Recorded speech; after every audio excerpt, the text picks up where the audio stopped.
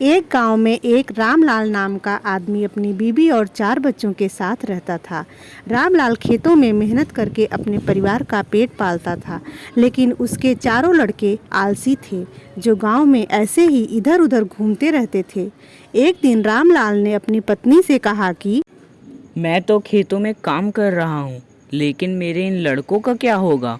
उन्होंने तो कभी मेहनत ही नहीं की, कभी खेत में ही नहीं गए। रामलाल की पत्नी ने कहा कि धीरे धीरे ये भी काम करने लग जाएंगे। समय बीतता गया और रामलाल के लड़के कोई काम नहीं करते थे। एक बार रामलाल बहुत बीमार पड़ गया। वह काफ़ी दिनों तक बीमार ही रहा। उसने पत्नी और बेटों से कहा कि अब मैं ज़्यादा दिनों तक जिंदा नहीं रहूँगा। रामलाल को चिंता थी कि उसके बेटों का क्या होगा, इसलिए उसने कहा कि मैंने अपनी ज़िंदगी में जो कमाया है वह खजाना अपने खेत के नीचे दबा रखा है। मेरे बाद तुम उसमें से खजाना निकाल के बांट लेना।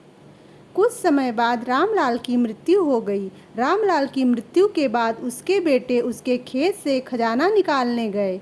उन्होंने सुबह से लेकर शाम तक सारा खेत खोद दिया, लेकिन उनको कोई भी खजाना नजर नहीं आया।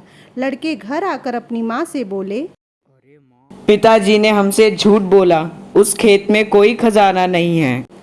तुम्हारे पिताजी ने आज तक यही घर और खेत कमाया है, लेकिन अब जब तुमने उसे खोद ही दिया है तो उसमें बीज भी बो दो।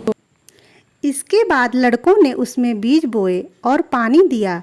कुछ समय बाद उसमें फसल पक के तैयार हो गई, जिसको बेचकर लड़कों को अच्छा मुनाफा हुआ, जिसको बेचकर वह अपनी माँ के पास पहुँचे और उनकी माँ ने बोला कि यही तुम्हारी मेहनत का असली खजाना है।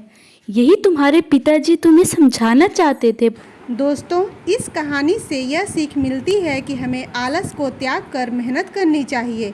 मेहनत ही इंसान की असली दौलत है।